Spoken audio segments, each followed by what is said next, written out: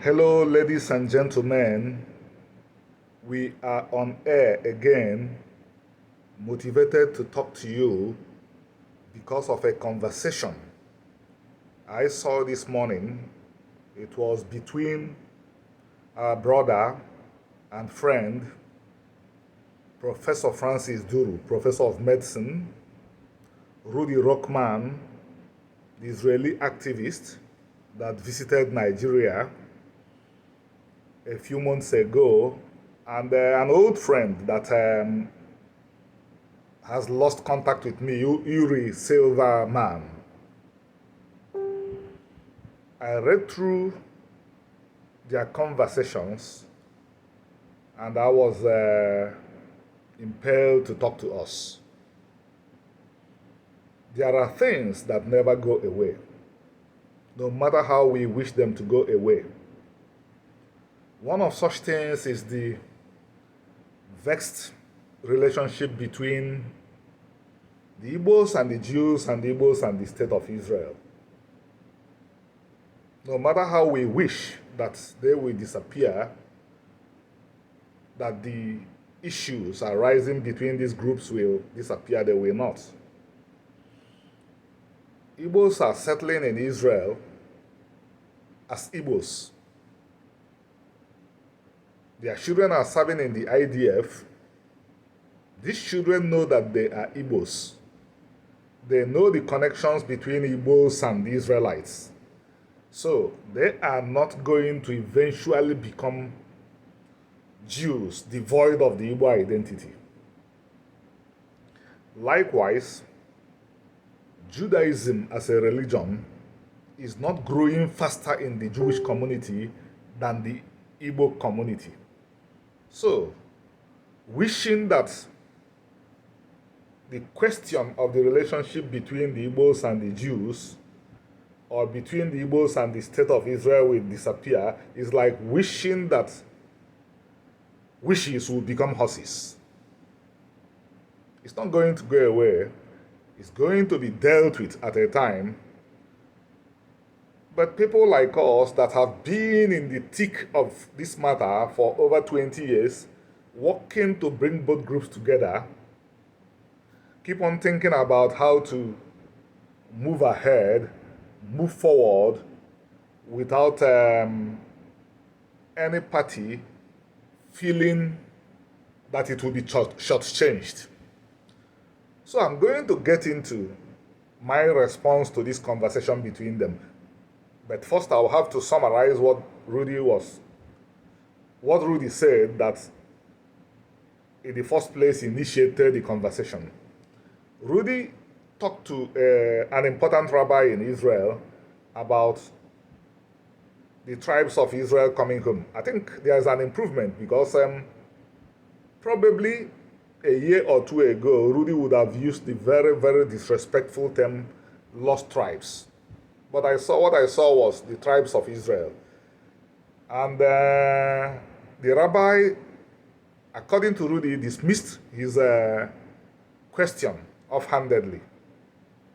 And an Israeli or a Jew waded in and said, "You mean to get people with a different culture into Israel when we already have a lot of problems?" And I think I read Francis correctly. Francis was of the view, I believe Francis was speaking about the Igbos, of the view that what if these people have the Israelite culture? That was enough for me to make this response that I'm going to read out to you right now. Francis Duru, I followed your questions to Uri Silverman on Rudy Rochman's post, and here's my own take. Rudy's position is noble.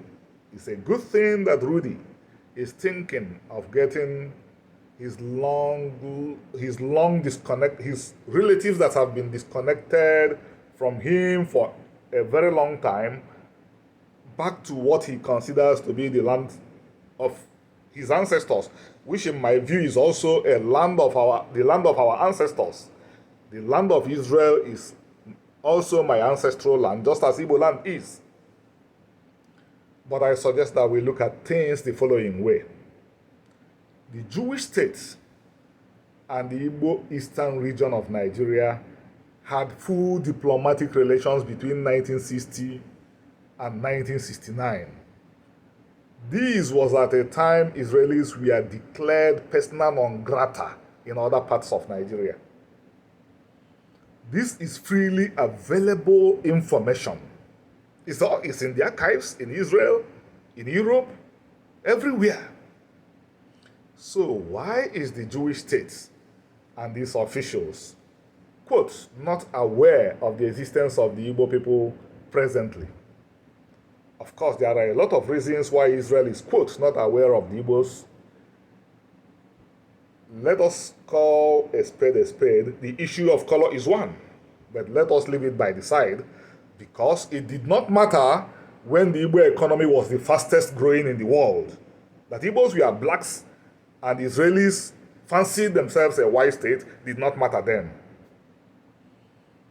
So, there are grounds to assume that it will also not matter if what I'm going to set out happens. Israel has moved on. It has become an important player in the world. Igbos are yet to do the same. Israel is focused on building relations with the US, UK, Russia, Ukraine, Arabs, Nigeria, but not including the Igbos, because as we are all aware, the Igbos themselves have problems with the Nigerian state, etc. today, because it thinks that it is in its own strategic interest, pragmatism, realpolitik, and hard-nosed. There is no emotion at play. Israel decided to face the world squarely, without being emotional, without thinking about shared relationships, shared history, shared culture. I repeat, there was full diplomatic relations between Israel and the Igbos between 1960 and 1969. Whether these decisions to ignore all the past is wise, only the future can tell. Israel is not ready to deal with the Igbo matter now. I'm sorry Rudy is not aware of this. And if I'm to advise, it will be better to delink the Igbo matter from the tribes. If I'm to advise Rudy, treat the Igbo matter on its own merits. This is not a pushover nation. In spite of where it is in the world today, it is still one of the most important nations in the world, whether sovereign or not. I've lost friends whom I told, don't compare the Igbos and the Pashtun story. They are not to be compared. If you must compare Igbos to peoples, compare the Igbos to the English, compare them to the Germans, compare them to the Japanese, compare them to Jews. Don't bring the Igbo issue and say Pashtun, Igbos, lost tribes. No.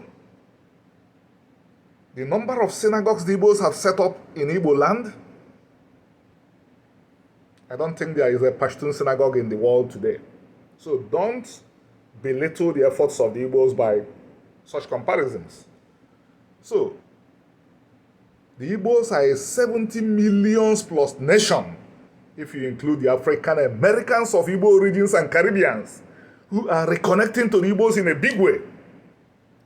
Still with the ancestral culture of the Israelites, who are the parent stock of the Igbos, Jews, Samaritans, and Karaites. They don't fit the category Israel is used to dealing with as lost Jews, quotes. Not in any way. Not with their business incubator platform as the world's largest, making the Igbos actually the #1 startup nation, if we must face the facts. With more PhDs in the US, UK, than any other ethnicity in America and Britain. That's what the Igbos have. But unfortunately, acute disorientation and disorder presently. Israel is not ready to deal with this now. And we need to, ourselves as Igbos, we need to go back to the drawing board. Some people that are good friends of mine that I have a lot of respect for, based in Israel, are not representing the Igbos well. If the best thing Igbos can offer to, if the best face of the Igbos can offer to the Israelis is Nigerian culture of kinship, as Igbo. Igbos are not playing the game properly. I believe my friends in Israel should take cue. If you are a worthy servant of the Igbos in Israel, you can be the chairman of the Igbo community in Israel, not Igbo, not king of the Igbos. Israelis can become enthused with kinship. After all, I saw some Jews enthused by the late queen, but then they are in error. They are harking back to a past that the world is dismissing. So even if Igbos think that that will win admiration of Israelis, if Israelis happen to become enthused by kingship, Israelis are also not thinking well. So I will be happy if Igbos in Israel up their game. Igbos need to first get their own house in order. And the way to go about this is rebuilding the Igbo people everywhere with authentic Omenana and Torah. Continue to publish more and more books. Rebuild our dilapidated structures. Redefine many aspects of our lives that have been misdefined. After this, Igbos, Jews, Samaritans, and Karaites can have talks at the highest levels. But in the meantime, let the micro meetings and ties of the enlightened, like the ones between Omenana defenders, the Igbo group that is in charge of this subject as far as the Igbos are concerned, and the Badaya Alliance, the Sephardic Jewish group that constituted the Bedin that ruled that Igbos are descendants of the Israelites, let their meetings be strengthened. Let the ties they are developing be strengthened. This is what we can do for now. The ruling is set out here. The way forward is set out here. The only thing I can do is to urge you to look at this book. Is to be found at Amazon and subscribe to this channel. This channel will keep you updated and up to date as far as matters like this are concerned. May God bless you. May He shine His light on you and me. Amen. Bye-bye.